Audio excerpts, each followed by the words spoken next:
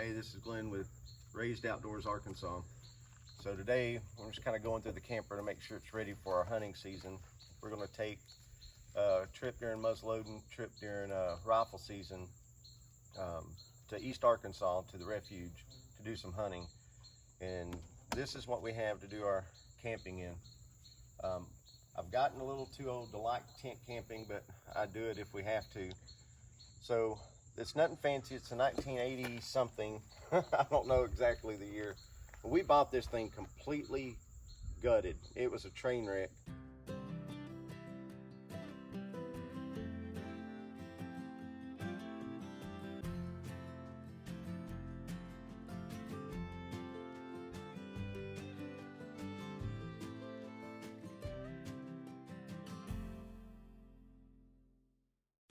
I'm going to show you the inside of it and show you what we've done to it. We're not completely finished, but it doesn't have a lot left.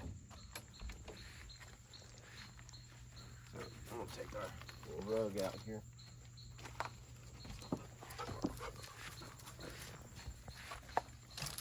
So basically, when you come in, this was a cabinet top or a tabletop out of a fifth wheel that we cut down to make a convertible bed. So this thing will lower down just like most campers and convert to a bed, and we built and framed this. This has storage that's accessible from the outside.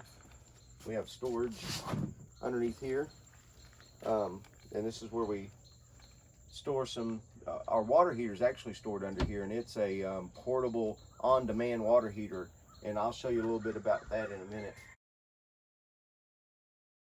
We've got storage here.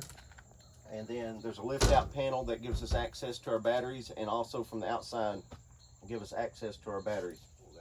And we've got storage here that we put extra blankets and things like that in. Of course, my wife made these curtains. Her and my mother-in-law made these curtains. We've got to put some curtain rods up. Right now I've just got them thumbtacked up.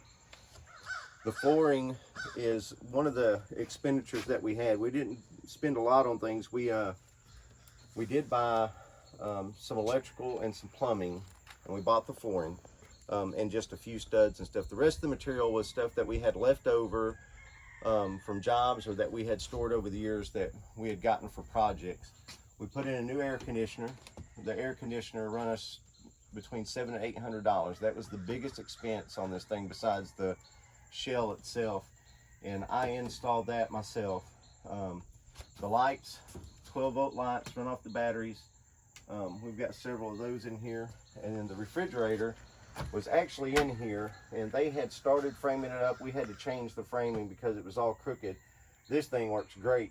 It may be colder than my refrigerator in the house, but it came out of a fifth wheel and was put in here, and then we made sure it worked. So if you come in here, and my wife did all the painting in here. She did a really good job, and you're going to see her creativity. She did a good job on the painting here and the color scheme. So this back wall is just one vise. She painted and stained, sanded down, and this is kind of the focal point that everyone really likes about it. Of course, we had to have just a little bit of a feminine touch in here because the family does go camping in this. It's not just for hunting. This kitchen top here, we've got a drop-in sink. This was a replacement faucet that I've been in trouble about for a while. It did have a large spout that stuck up, but something inside of one of them broke. So this is a quick replacement for our last camping trip, and I have been ordered that this will be replaced. It looks too much like a bathroom sink. We built all these doors. We built the cabinet. My wife wants to redo this. She said the color didn't turn out right, so she's boss. We get to redo it. We've got storage underneath here, a little storage shelf. Down here, she's got organizers in it. She's way more organized than I am. And then back here, we have a little container that we keep plasticware and things in. And we're not finished with it completely. We've got a little bit of painting left. We've got some trim work that we've got to do. This shelf, when we get there, she's able to put things up here to keep it organized. And eventually, she's got an idea for some mason jars. And I want to say just some big, large hose clamps that will hold the mason jars on, where she can store all of her silverware. And I saw it, thought it was a great idea, so I think that's what we'll do. This back here is the sleeping area for the girls. Now Connor sleeps on the convertible bed up front, so the girls sleep here. This is Maddie's bunk. She's the top bunk queen. She loves this thing. And then Zoe sleeps down here. And we bought this pad here. Up here we've got one that was given to us, and then she lays a sleeping bag on top, and it's probably one of the softest mattresses we have in here. Now this is one of the things we like the best about the camper. Now right now it's a couch, and she keeps throws and stuff on it. And so if I go with the boys, I sleep on it like it is, just a little twin size bed. But if we're taking the family out, this thing is made dual purpose. Our water storage tank is underneath, and so if I need to have access to this, I remove this cushion and it'll lift up. It'll lift up and hinge back to the wall, and I have access to my pump, my freshwater tank, and then the very front of it all the way across has some storage. Now if the wife and I are camping with the kids, this will convert into a full-size bed. And so all I have to do is grab the front of it, and it's on a slide, and it slides out, and then we lay this cushion down and it becomes a full-size bed. And we've used it several times. It works great. We've got a little bit of storage under here accessible from the inside, a couple of storage compartments, and then we've got a storage compartment here that's accessible from the outside. Air conditioner kicked on it. I got a little loud for a second. So we built this. This was some scrap Luann that was left over from a job, and then some more of the one-bys that I had in storage for years that we made this sliding barn door. We ordered the mounting hardware, and I want to say it was around $40 online.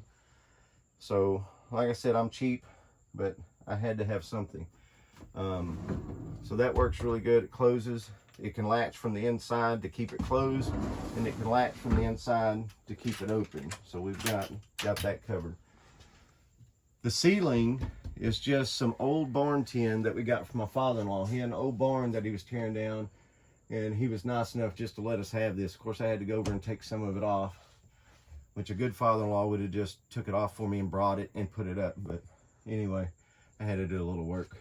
But we like that. The tub and the toilet were here. Now we contemplated getting a new one, but then we decided that we really didn't need to, so we just cleaned it up. It's a little dirty from our last trip. But same thing here.